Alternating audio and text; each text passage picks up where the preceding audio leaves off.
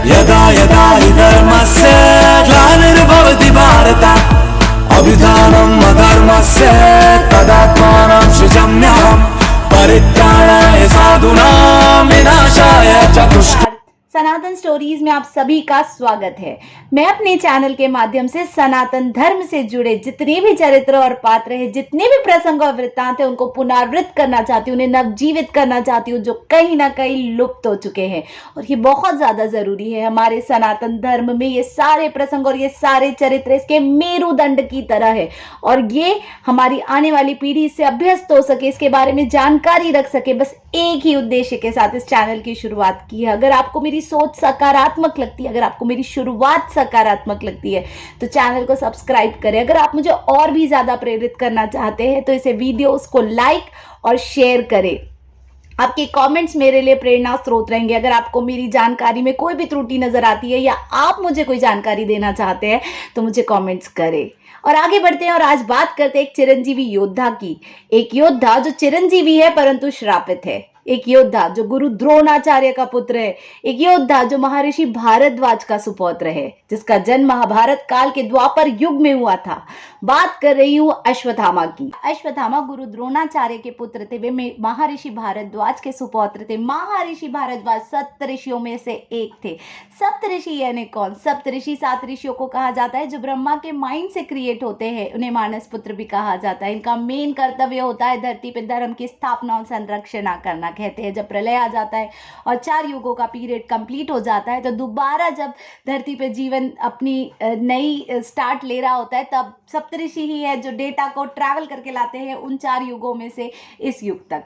काफी detail information बन सकती है सप्तऋषियों पर आज नहीं, किसी और वीडियो में बात करेंगे सप्तऋषियों के बारे में। आगे बढ़ते हैं और बात करते हैं राजा पृषद की। राजा पृषद कौन थे? राजा पृषद थे महर्षि भारद्वाज के बड़े प्रिय मित्र। कहते हैं राजा पृषद के पुत्र द्रुपद को वो शिक्षा लेने के लिए भेजते हैं महर्षि भारद्वाज के आश्रम में। वहां मुलाकात होती है उनकी द्रोणाचार्य से। द्रोणाचार्य अपने पिता के ही आश्रम में, महर्षि भारद्वाज के आश्रम में ही शिक्षा ले रहे होते हैं।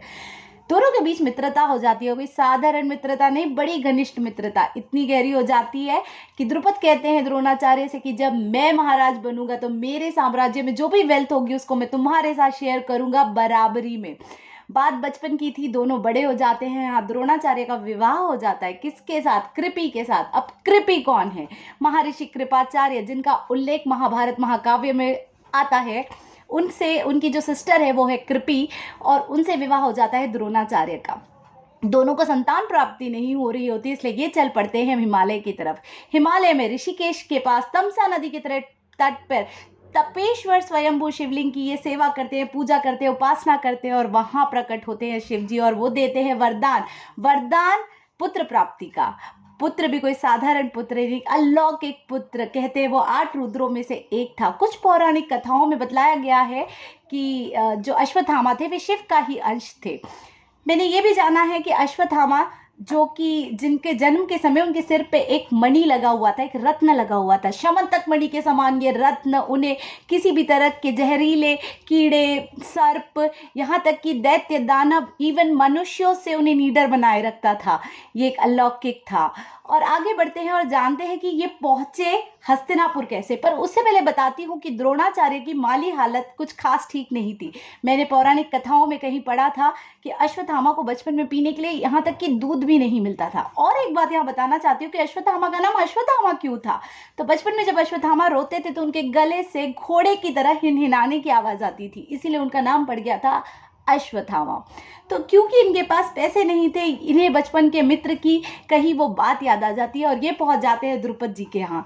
द्रुपद इन्हें पहचानने से थोड़ा हिचकिचा जाते हैं। वो कहते हैं कि भाई मैं एक सम्राट राजा और तुम एक साधारण से ब्राह्मण, मैं आपको नहीं जानता। इस अपमान को दिल में लिए द्रोणाचार्य वहां से निकल तो जाते हैं और पहुंच जाते हैं अपनी पत्नी कृपि के भाई के यहाँ, कृपाचार्य के यहाँ। कृपाचार्य इनकी मदद करते हैं और इनको ले चलते हैं हस्तिनापुर। ये वही जगह है जिसका उल्लेख आता है महाभारत महाकाव्य में।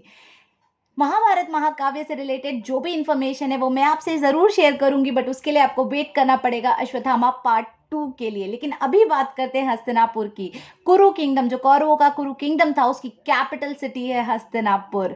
और कहते हैं जब द्रोणाचार्य पहुंच जाते हैं हस्तिनापुर तो वहां जाके शिक्षा देते हैं पांडवों और कौरवों को।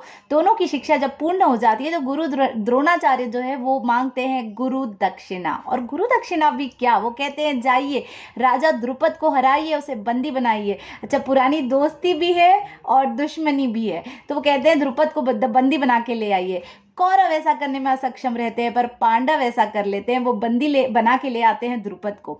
मैं यहाँ पे मेंशन करना चाहती हूँ एक चीज़, द्रुपद की पुत्री थी द्रौपदी। हाँ, ये वही है जिनका विवाह हुआ था पांडवों से। अच्छा, यहाँ पे एक मिथ है काफ़ी लोगों में कि पांचाली, उनको पांचाली भी कहा जाता है और पांचाली उनको इसलिए कहा जाता है क्योंकि वो 5 पांडवों की पत्नी थी। जी नहीं, ऐसा नहीं था। राजा द्रुपद का जो राज्य था, जो किंगडम था, उसका नाम था पांचाल, और वो पांचाल नरेश भी कहलाए जाते थे क्योंकि वो पांचाल नरेश की पुत्री थी, इसलिए उनका नाम था पांचाली।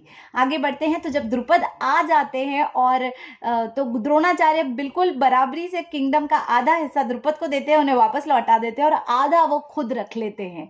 तो ये थी कहानी अश्वत्थामा के जन्म से लेके उनके हस्तिनापुर पहुंचने तक। आगे अश्वत्थामा को श्राप क्यों मिला, कुरुक्षेत्र मैदान में हुए महाभारत युद्ध में उनका क्या योगदान था और उन्हें श्राप किसने दिया, क्या आज भी अश्वत्थामा भारत के जंगलों में सच में दिखाई पड़ रहे हैं, सारी जानकारी शेयर करूंगी आपसे मेरे सेकेंड वीडियो में। उसके लिए आप मुझसे ट्यून्ड रहिए, मुझसे जुड़े रहिए to grow spiritually and religiously. Thank you. यदा यदा हि धर्मस्य ग्लानिर्भवति भारत।